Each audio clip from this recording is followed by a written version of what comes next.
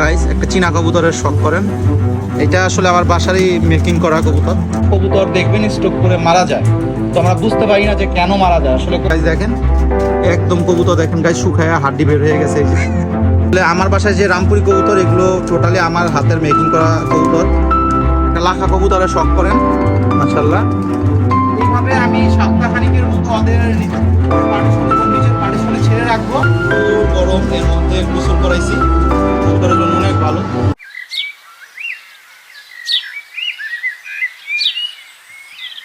আসসালামু আলাইকুম গাইস, সবাই কেমন আছেন? আশা করি সবাই অনেক বেশি ভালো আছেন। আজকে দীর্ঘদিন পর ভিডিওতে আসলাম। আসলে বিভিন্ন ব্যস্ততার কারণে ছাদে উঠা হয় না, ওরকম ভাবে ভিডিও করা হয় না। তো এখন ইনশাল্লাহ রেগুলার টুকটাক ভিডিও পাবেন আপনারা, আশা করি। তো গাইস আপনারা সবাই জানেন শীত চলে গেছে, এখন একদম গরমের একটা সিজন, বিভিন্ন টুর্নামেন্টের জন্য প্রিপেয়ার হব। তো এই সময়টা আমাদের কবুতরকে একটু টেক কেয়ার করতে হবে, এবং এই যে গরমটা পড়ছে এই সময় কবুতরকে একটু এক্সট্রা স্যালাইন পানি দিতে হবে।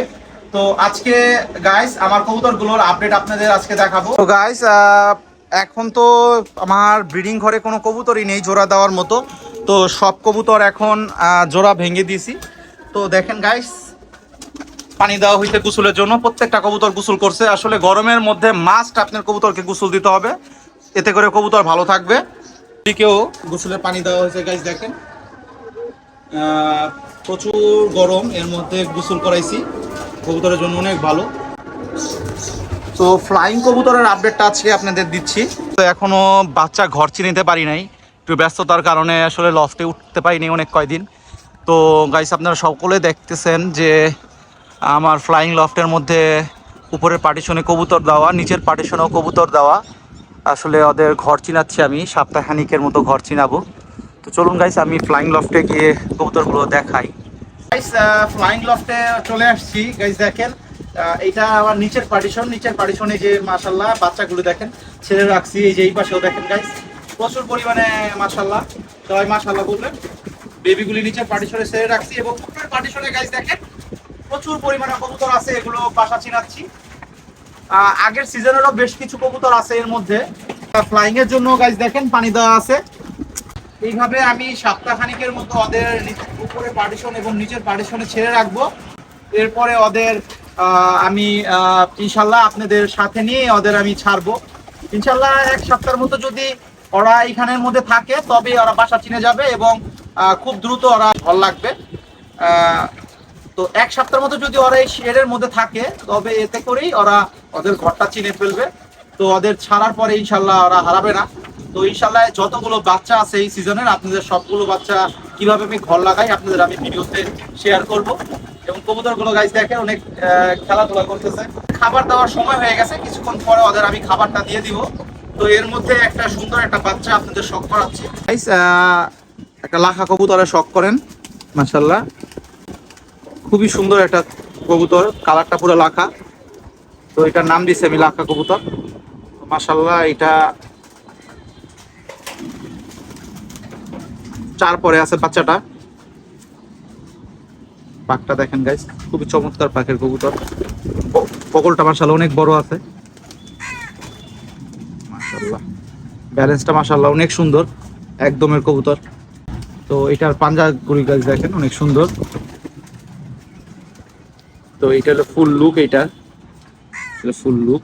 তো আরো কয়েকটা কবুতর দেখাচ্ছি গাইস। দেখেন আমার আসলে লফটে আসলে বেশ কয়েকদিন লফটে ওরকম যত্ন নেওয়া হয়নি, এবং আমি নিজেও উপস্থিত ছিলাম না ব্যস্ততার কারণে। তাই কবুতরগুলোর অবস্থা অনেক খারাপ, অনেক কৃমির সমস্যা হয়েছে গাইস। দেখেন একদম কবুতর দেখেন গাইস শুকায়া হাড্ডি বের হয়ে গেছে। এই যে দেখছেন, আপনারা লক্ষ্য করতেছেন গাইস। একটা রামপুরি বাচ্চা কবুতরের শখ করেন গাইস, চোখটা দেখেন মাশাআল্লাহ। আসলে আমার বাসায় যে রামপুরি কবুতর, এগুলো টোটালি আমার হাতের মেকিং করা কবুতর, ঠিক আছে। এটার পাকটা গাছ দেখেন, 0 পরের বাচ্চা।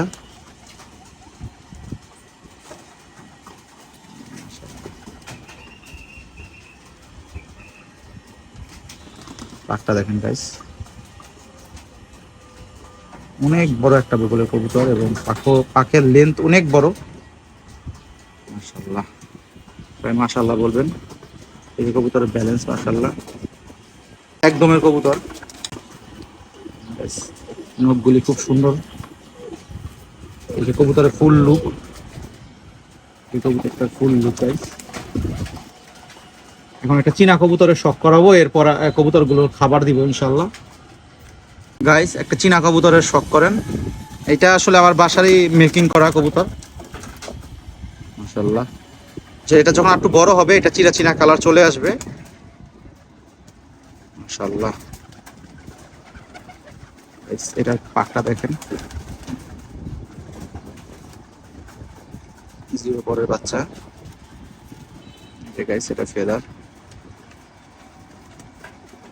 একদম কবুতর। এবং এই পরের উপরে, এই লেজের পরের উপরে দেখেন আর একটা পর আছে এবং কত সুন্দর ফিনিশিং, মানে খুবই সুন্দর একটা লেজের বাচ্চা হয়েছে এটা। এরকম ফিনিশিং এর লেজের কবুতর অনেক পছন্দ আমার। পাকটা দেখেন গাইস, সুন্দর একটা কবুতর, জোর হাড্ডি মাশাআল্লাহ অনেক সুন্দর। এবং পাটাও দেখেন মাশাআল্লাহ অনেক সুন্দর করে কবুতর। এটা ফুল লুকটা দেখেন গাইস।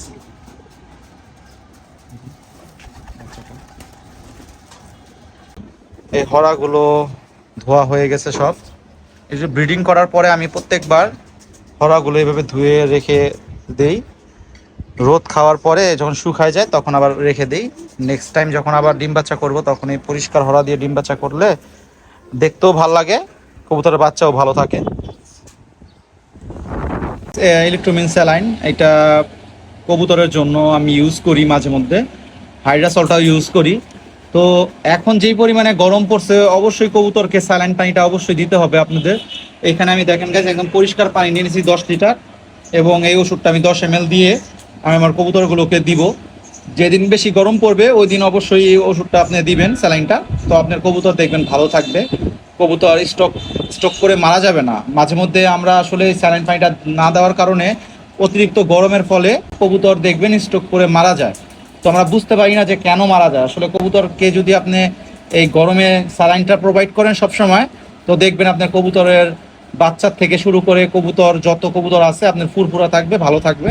এই যে খাবার খাওয়ার পরে এই যে কবুতরকে পানি দিচ্ছি, মাশাআল্লাহ সবগুলো কবুতর পানি খাচ্ছে। তো এইভাবে আপনারা গরমের মধ্যে অবশ্যই কবুতরকে স্যালাইন পানিটা দিবেন, এতে করে আপনার কবুতর ভালো থাকবে। গাইস আজকের ভিডিওটা এখানে, ইনশাআল্লাহ নেক্সট টাইম আরো অনেক সুন্দর সুন্দর ভিডিও নিয়ে আসবো।